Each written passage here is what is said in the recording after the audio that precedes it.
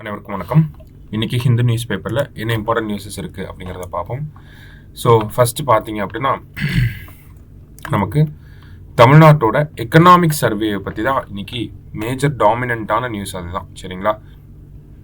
So Tamil Nadu அரசாங்கம் பார்த்தோம்னா நேற்று தமிழ்நாடு அரசாங்கத்தோடைய முதல் பொருளாதார ஆய்வறிக்கை ஃபர்ஸ்ட் எக்கனாமிக் சர்வே அப்படிங்கிறத ரிலீஸ் பண்ணியிருக்காங்க. சரிங்களா?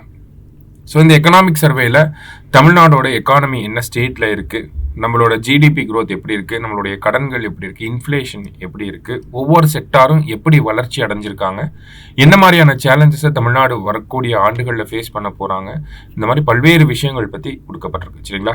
ஸோ இந்த காம்ப்ரிஹென்சிவ் டாக்குமெண்ட்டை ரெடி பண்ணுறது யார் அப்படின்னு பார்த்தோம்னா ஸ்டேட் பிளானிங் கமிஷன் தான் ரெடி பண்ணியிருக்காங்க. கடந்த 5 ஆண்டுகளில் தமிழ்நாடோடைய வளர்ச்சி எப்படி இருந்திருக்கு அப்படிங்கிறத ரொம்ப டீட்டெயில்டாக ஸ்க்ரூட்டனைஸ் பண்ணியிருக்காங்க. சரியா? ஸோ அந்த வகையில் பார்த்தோம் அப்படின்னா தமிழ்நாடு பொறுத்த வரைக்கும் எக்கனாமிக் க்ரோத் அப்படிங்கிறது கிட்டத்தட்ட பார்த்தீங்கன்னா குளோபல் எக்கனாமியோட க்ரோத் அப்படிங்கிறது 3% இருந்திருக்கு. இந்தியன் எக்கனாமியோட க்ரோத் பார்த்தோம்னா அரௌண்ட் 7 to 9% ஆவரேஜாக 6 to 9% இருந்திருக்கு. சரிங்களா? ஆனால் தமிழ்நாடோட க்ரோத் அப்படிங்கிறது கன்சிஸ்டண்டாக 8% மேலே க்ரோத் ஆயிருக்கு. கிட்டத்தட்ட 8.33% க்ரோத்தை நம்ம கிளாக் பண்ணியிருக்கோம் அப்படிங்கிறத சொல்லியிருக்காங்க. அதே மாதிரி பார்த்தோம்னா நம்மளோட பெர் கேபிட்டா இன்கம் அப்படிங்கிறது நேஷனல் ஆவரேஜை விட அதிகமாக இருக்கு அப்படிங்கிறத சொல்லியிருக்காங்க. அதாவது 2022-23 தனிநபர் வருமானம் அப்படிங்கிறது 2.78 லேக்கா இருந்திருக்கு. இதுவே நேஷனல் லெவலில் பார்த்தோம்னா 1.69 லேக்ல இருந்திருக்கு.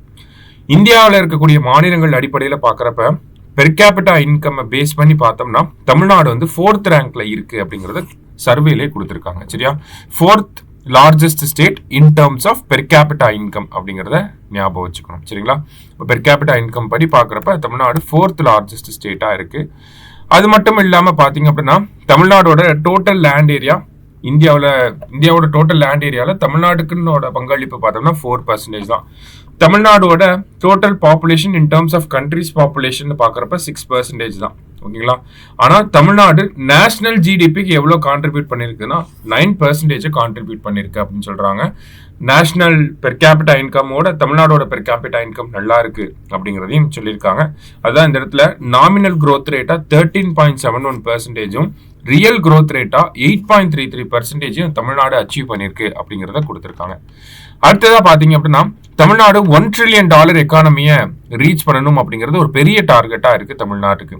இந்த $1 trillion எக்கானமியை நம்ம ரீச் பண்ணணும் எப்படின்னா 2030க்குள்ள இந்த க்ரோத் ரேட்டை இந்த ஒரு டார்கெட்டை நம்ம அச்சீவ் பண்ணோம்னா தமிழ்நாடோட எக்கனாமிக் க்ரோத் வருஷம் அடுத்த வரக்கூடிய 5 ஆண்டுகளையும் 12% மேக்சிமம் இருக்கணும். அப்படி இருந்துச்சுன்னா தமிழ்நாடு $1 trillion எக்கானமியை அச்சீவ் பண்ணிடலாம் 2030க்குள்ள அப்படிங்கிறத சர்வேல சஜஸ்ட் பண்ணியிருக்காங்க. சரியா? அடுத்தது வேற என்னெல்லாம் நம்ம பார்க்க போறோம் அப்படின்னு பார்த்தோம்னா இந்த சர்வேவை பிரிச்சு கொடுத்துருக்காங்க. ஓகேங்களா? அதுல முக்கியமான விஷயங்களை நம்ம பார்க்க போறோம். இந்த இடத்துல பாத்தீங்கன்னா economic survey underlines impact of employment scheme. So employment scheme என்ன எம்ப்ளாய்மெண்ட் ஸ்கீம் பத்தி கொடுத்துருக்காங்கன்னா தமிழ்நாடு அர்பன் எம்ப்ளாய்மெண்ட் ஸ்கீமோட இம்பாக்டை பத்தி இந்த இடத்துல பேசியிருப்பாங்க. சரிங்களா? ஸோ இந்த அர்பன் எம்ப்ளாய்மெண்ட் ஸ்கீம் பார்த்தோம்னா நமக்கு அர்பன் பீப்புளுக்கு எம்ப்ளாய்மெண்ட்டும் கொடுக்கும். அந்த அர்பன் பீப்புளுக்கு அர்பன் புவர் பீப்புள் இருப்பாங்க இல்லையா, நகர்ப்புற ஏழை மக்கள், அவங்களுக்கு வந்து வேலையை வழங்குறது இல்லாம அவங்களுக்கு ஒரு சமூக பாதுகாப்பு சோசியல் செக்யூரிட்டியும் வழங்கும் அப்படிங்கிறத கொடுத்துருக்காங்க. ஸோ இந்த திட்டம் பார்த்தோம்னா கிட்டத்தட்ட எப்படி நமக்கு 100 நாள் வேலை திட்டம் இருக்கோ கிராமப்புறங்கள்ல, அதே மாதிரி நகர்ப்புறங்கள்ல அதே மாதிரி வடிவமைக்கப்பட்ட ஒரு திட்டம் தான் இந்த தமிழ்நாடு அர்பன் எம்ப்ளாய்மெண்ட் ஸ்கீம் அப்படிங்கிறது. ஓகேங்களா? ஸோ இந்த திட்டத்துக்கு கீழே பார்த்தீங்கன்னா பெண்கள் அதிகமாக வேலை செய்யறாங்க அப்படிங்கிறத நமக்கு கொடுத்துருக்காங்க. நெக்ஸ்ட் பார்த்தீங்கன்னா தமிழ்நாடை பொறுத்த வரைக்கும் இந்தியாவில் இருக்கக்கூடிய மற்ற மாநிலங்களில் பார்த்தோம்னா அவங்களுடைய லேபர் ஃபோர்ஸ் வந்து இன்க்ரீஸ் ஆகிட்டே இருக்கு. ஓகேங்களா? ரேபிட் க்ரோத் வந்து இருக்கு மற்ற மாநிலங்களோட லேபர் ஃபோர்ஸ்ல. ஆனால் தமிழ்நாடை பொறுத்த வரைக்கும் பார்த்தோம்னா Tamil Nadu is expected to see a gradual decline in its work force அப்படின்னு கொடுத்துருக்காங்க. கொஞ்சம் கொஞ்சமா நம்மளோட ஒர்க் ஃபோர்ஸ் அப்படிங்கிறது கம்மியாயிட்டே வருது அப்படிங்கிறத கொடுத்துருக்காங்க. இப்போ பார்த்தீங்கன்னா 2021ல 66.4% இருந்துச்சு நம்மளோட லேபர் ஃபோர்ஸ். இதுவே 2036ல பார்த்தீங்கன்னா 63.6% தான் இருக்கும் அப்படிங்கிறத சொல்லியிருக்காங்க. அப்போ கிராஜுவலா டிக்ளைன் ஆகுது. ஏன் கிராஜுவலா டிக்ளைன் ஆகுது? நம்மளோட பாப்புலேஷன் பார்த்தோம்னா ஏஜிங் பாப்புலேஷனா இருக்கு. ஓகேங்களா? நம்ம ஊர்ல ஏஜிங் பாப்புலேஷன் அப்படிங்கிறது அதிகமா இருக்கு. நம்ம டெமோகிராபிக் டிவிடெண்ட் படி பார்த்தோம்னா இந்தியாவோட ஒன் ஆஃப் த ஓல்டஸ்ட் ஸ்டேட்டா தமிழ்நாடு வந்து இருக்கு. நம்மளுடைய பாப்புலேஷன்ல வேலை செய்யக்கூடிய அந்த ஒர்க்கிங் ஏஜ் பாப்புலேஷன் அப்படிங்கிறது கொஞ்சம் கொஞ்சமா அவங்களுக்கு எல்லாம் வயசாயிட்டே வருது. இன்னும் 2030 மேல போக ஆரம்பிக்கிறப்ப என்ன ஆகும்னா எல்டர்லி பாப்புலேஷன், மூத்த குடிமக்களுடைய மக்கள் தொகை அப்படிங்கிறது அதிகமாயிட்டே போகும். அது அதிகமாகறதுனால நமக்கு என்ன ஆகுது, ஒர்க்கிங் ஏஜ் பாப்புலேஷன் கிராஜுவலா டிக்ளைன் ஆகும் அப்படிங்கிறதையும் ஒரு வார்ன் பண்ணியிருக்காங்க, காஷன் பண்ணியிருக்காங்க. சரியா, அடுத்ததா பாத்தீங்க அப்படின்னா இந்த இடத்துல survey highlights need for industrialising southern TN அப்படின்னு சொல்லி கொடுத்துருக்காங்க. அதாவது தென் தமிழகத்துல நிறைய இண்டஸ்ட்ரீஸை கொண்டு வரணும், இண்டஸ்ட்ரியல் டவுன்ஸை வந்து கொண்டு வரணும். தென் தமிழகத்துல பார்த்தோம்னா இண்டஸ்ட்ரியல் டவுன்ஸ் எதை ஃபோக்கஸ் பண்ணி இருக்கணும் அப்படின்னு பார்த்தோம்னா இந்த ரெனியூபிள் எனர்ஜி செக்டாரை ஃபோக்கஸ் பண்ணி இருக்கணும் அப்படிங்கிறத சொல்லியிருக்காங்க. ஓகேங்களா, அதே மாதிரி பார்த்தோம்னா தென் தமிழகத்துல நமக்கு தூத்துக்குடி மாவட்டத்துல துறைமுகங்கள்லாம் இருக்கு. அப்போ அதை ஒரு எக்ஸ்போர்ட் ஹப்பா நம்ம டெவலப் பண்ண முடியும். ஏன் அப்படின்னு பார்த்தோம்னா நம்ம $1 trillion எக்கானமியை 2030 அச்சீவ் பண்ணணும் அப்படின்னா நம்மளோட எக்ஸ்போர்ட் அப்படிங்கறத அதிகப்படுத்தணும். ஓகேங்களா, இந்த தமிழ்நாட்டில இருந்து நடைபெறக்கூடிய அந்த ஏற்றுமதி அப்படிங்கறத அதிகப்படுத்தணும். கிட்டத்தட்ட $100 billion நம்மளோட எக்ஸ்போர்ட் அப்படிங்கிறது $100 billion வந்து ரீச் பண்ணணும். அப்பதான் நம்ம $1 trillion எக்கானமி அப்படிங்கறத அச்சீவ் பண்ண முடியும். ஸோ அதுக்கு சதர்ன் ஸ்டேட்ஸோட இண்டஸ்ட்ரியலைசேஷன் அப்படிங்கிறது ஒரு இன்டெகிரல் பார்ட்டா இருக்கு அப்படிங்கறத சொல்லியிருக்காங்க. ஸோ இந்தியாவில் இருக்கக்கூடிய ஸ்டேட்ஸ் வைஸ் பாக்குறப்ப குஜராத் தான் இருக்கலே அதிகமா எக்ஸ்போர்ட் பண்ணக்கூடிய ஸ்டேட்டா இருக்கு. குஜராத்துக்கு அடுத்து மகாராஷ்டிராவுக்கு அடுத்து யார் இருக்காங்க அப்படின்னு பார்த்தோம்னா தமிழ்நாடு தான் வந்திருக்காங்க இன் டர்ம்ஸ் ஆஃப் எக்ஸ்போர்ட்ல. அடுத்ததா பாத்தீங்கன்னா சர்வீஸ் செக்டார் பத்தி இங்க கொடுத்திருந்தாங்க. சர்வீஸ் செக்டார் பார்த்தோம்னா அவங்களோட ஆனுவல் growth ரேட் வந்து 7.97% இருக்கு. கிராஜுவலா ஒரு இன்க்ரீஸ் இருந்துட்டே தான் இருக்கு service sector. And then service செக்டாரோட சப்செக்டார்ஸ்னு ஒரு சிலதை சொல்லுவாங்க. ரியல் எஸ்டேட் சொல்லுவாங்க, trade, repair, hotels, restaurants, transport, storage, public administration, financial services, tourism, இது எல்லாமே பார்த்தோம்னா சர்வீஸ் செக்டாரோட சப்செக்டார்ஸ் அப்படின்னு சொல்லுவாங்க.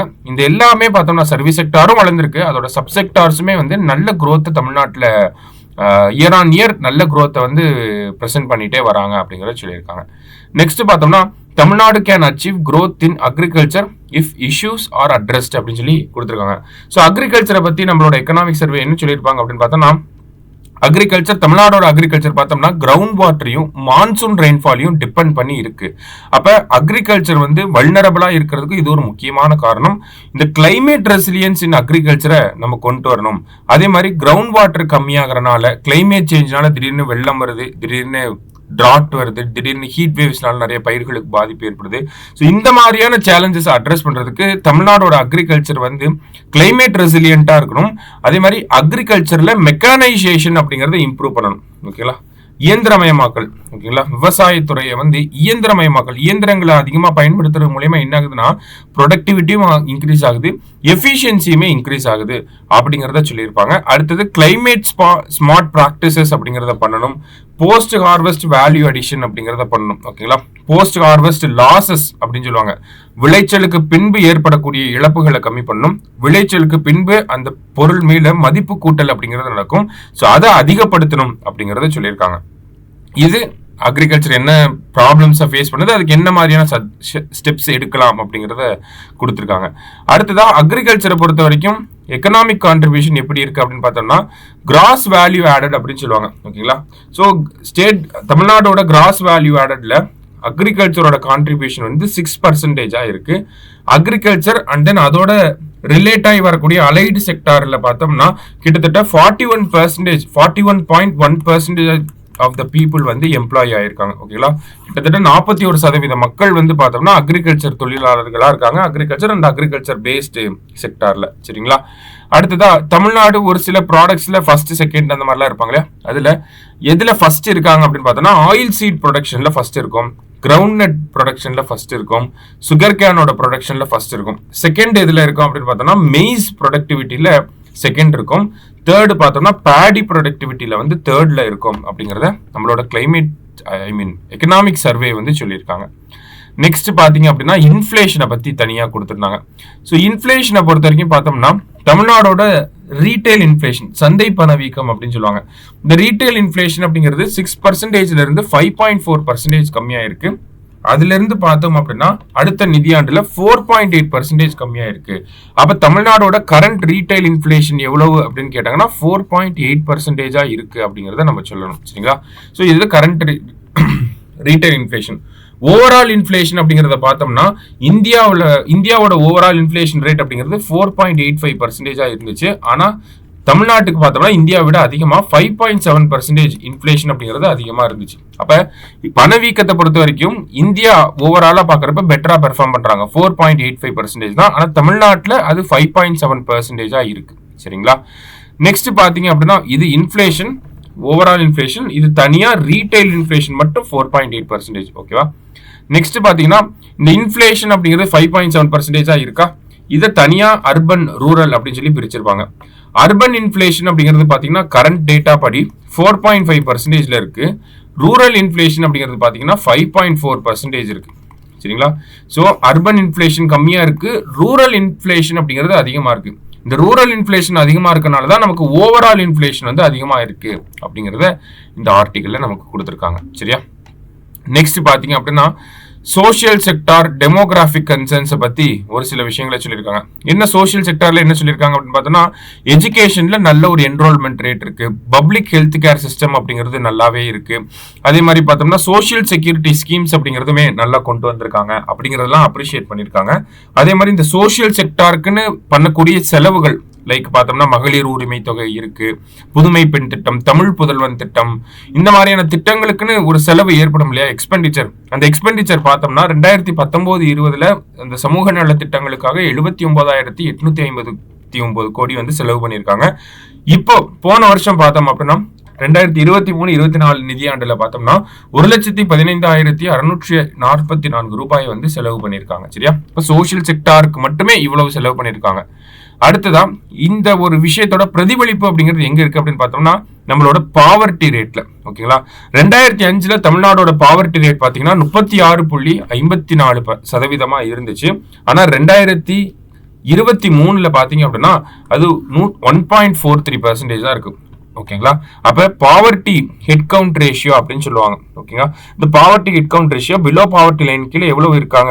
2005 பார்த்தோம்னா 36.54% இருந்திருக்காங்க. ஆனா இப்ப பார்த்தோம் அப்படின்னா 1.43% தான் இருக்காங்க. ஆனா இந்தியாவோட ஆவரேஜ் பார்த்தோம்னா 2005 55% இருந்து இப்போ 11% கம்மியா இருக்கு. அப்ப in terms of poverty reduction Tamil Nadu best performing ஸ்டேட்டாவே இருக்காங்க. சரியா? அடுத்ததா இந்த ரிப்போர்ட்ல இந்த சோஷியல் செக்டார் அப்படின்னு வரப்ப சமூக நலம் அப்படின்னு வரப்ப ஒரு முக்கியமான விஷயத்த சொல்லியிருந்தாங்க. தமிழ்நாட்டில் வந்து பாத்தீங்கன்னா டெமோகிராபிக் டிரான்சிஷன் அப்படிங்கிறது ஏற்பட்டு இருக்கு. டெமோகிராபிக் டிரான்சிஷன்னா என்ன? ஒரு காலகட்டத்தில் தமிழ்நாடு யங்கஸ்ட் ஸ்டேட்டா இருந்திருக்கும். ஆனா இப்ப பாத்தீங்கன்னா கரண்ட்ல பாத்தீங்கன்னா தமிழ்நாடு ஓல்டஸ்ட் ஸ்டேட்டை நோக்கி போயிட்டு இருக்கு. அதான் நம்ம பார்த்திருந்தோம், ஓல்டஸ்ட் பாப்புலேஷனா போயிட்டு இருக்கோம். இந்த ஓல்டு பாப்புலேஷன் அதிகமாகறதுனால என்ன ஆகுது அப்படின்னு பார்த்தோம்னா நம்மளோட லேபர் ஃபோர்ஸ் கிராஜுவலா டிக்ளைன் ஆகுது. 66% இருந்து 63% கம்மியாக போகுது அப்படிங்கறத நம்ம பார்த்திருந்தோம். இது ஒரு முக்கியமான பிரச்சனையா சுட்டி காட்டப்பட்டிருந்துச்சு எக்கனாமிக் சர்வேல. அது மட்டும் இல்லாம எபிடமியோலாஜிக்கல் டிரான்சிஷன் அப்படின்னு சொல்லி கொடுத்துருக்காங்களே, இந்த டேர்ம் வந்து ரொம்ப புது டேர்ம். இதை அப்படியே நமக்கு மெயின்ஸ்ல கேட்கலாம்.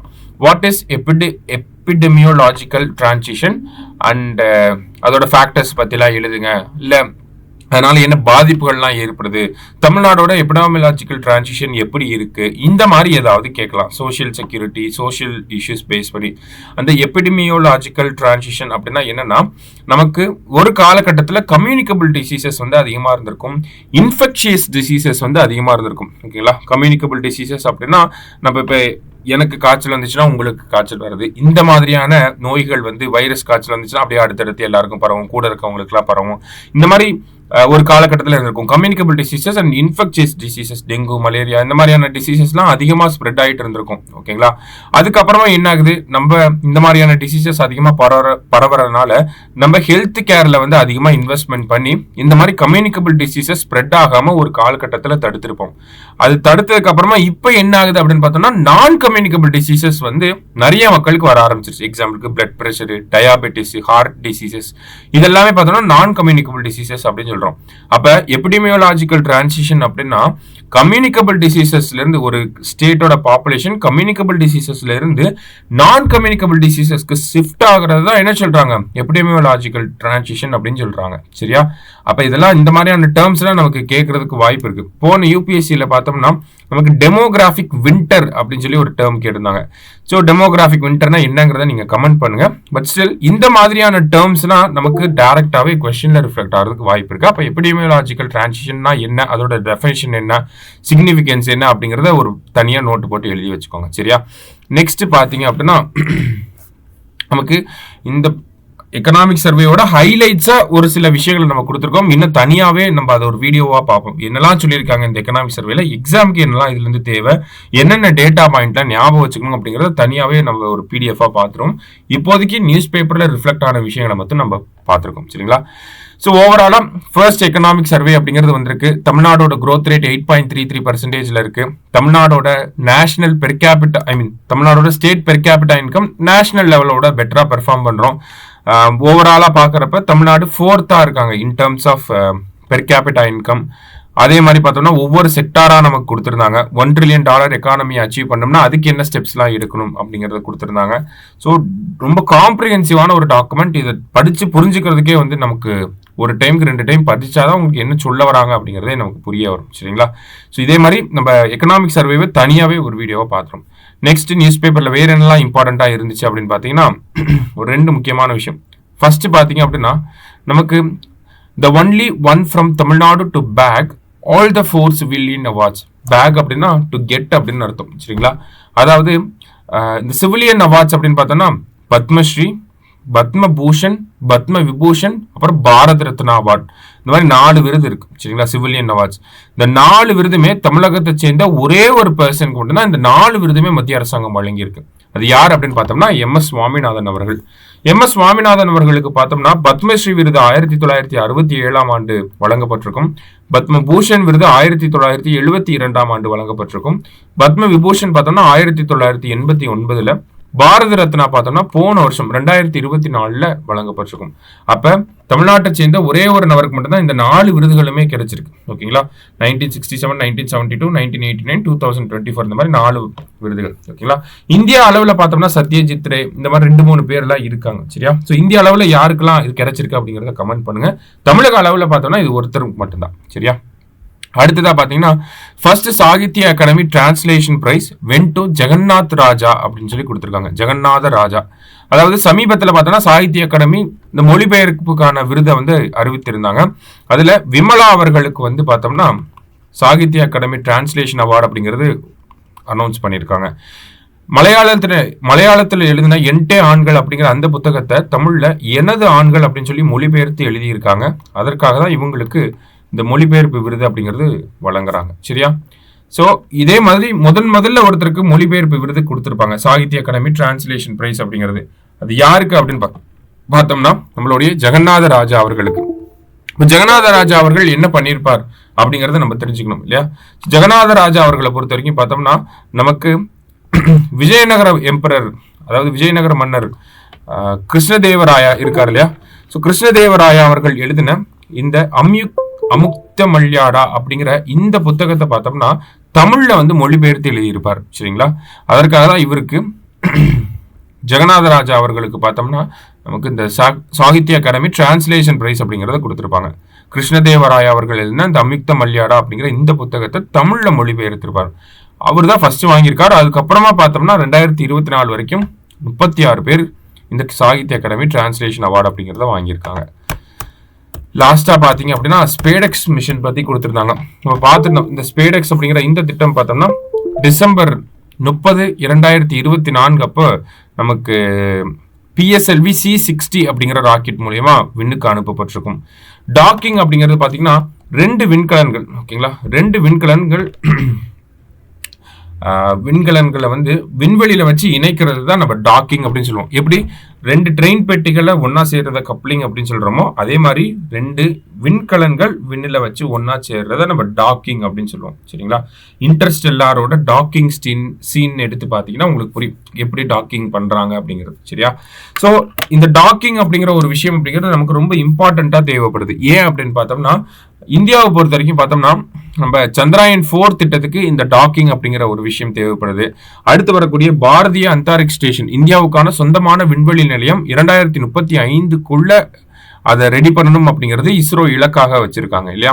அப்ப இந்த பாரதிய அந்தாரிக் ஸ்டேஷன் அப்படிங்கிறது நம்ம அதை சக்சஸ்ஃபுல்லா பண்ணி முடிக்கணும்னா அதுக்கு பேசிக்கா தேவைப்படக்கூடிய ஒரு முக்கியமான ரெக்குவயர்மெண்ட் என்னன்னா இந்த டாக்கிங் அப்படிங்கிற ஒரு விஷயம். அப்ப இந்த டாக்கிங் அப்படிங்கறத நம்ம ஸ்பேடெக்ஸ் ஏ ஸ்பேடெக்ஸ் பி அப்படின்னு சொல்லி 2 அந்த SDX-1 SDX-2 அப்படின்னு சொல்லி கொடுத்துருக்காங்க இல்லையா? ஸோ இந்த 2 விஷயங்கள் தான் வந்து விண்வெளியில வச்சு இணைச்சிருப்பாங்க. இந்த டாக்கிங் அப்படிங்கிறது இணைக்கிறது மட்டும் இல்ல, இணைஞ்ச 2 விஷயங்களை பிரிக்கிறதுமே டாக்கிங்கோட ஒரு இன்டெகிரல் பார்ட். அதை என்னன்னு சொல்லுவாங்கன்னா அன்டாக்கிங் அப்படின்னு சொல்லுவாங்க. ஓகேவா? அப்ப இஸ்ரோ ஜனவரி 16ஆம் தேதி பார்த்தோம்னா டாக்கிங் அப்படிங்கறத பண்ணி முடிச்சிருப்பாங்க. நேத்து பார்த்தோம்னா இந்த அன்டாக்கிங் அப்படிங்கறத பண்ணி முடிச்சிருக்காங்க. சரியா? அப்ப ஓவராலா பார்த்தோம்னா நமக்கு ஒரு விண்வெளியில ஒரு 2 பொருட்களை இணைக்கவும் தெரியும், பிரிக்கவும் தெரியும். இந்த டெக்னாலஜியை இந்த தொழில்நுட்பத்தை சக்சஸ்ஃபுல்லா மாஸ்டர் பண்ணது ஒரு 4 கண்ட்ரிஸ் தான். ரஷ்யா, அமெரிக்கா, சைனா, அதுக்கப்புறமா இப்ப இந்தியா இதை சக்சஸ்ஃபுல்லா பண்ணி முடிச்சிருக்காங்க. சரியா? சோ இன்னைக்கு செய்தித்தாள்ல இருந்த முக்கியமான செய்திகளை பத்தி பார்த்திருக்கோம். நன்றி.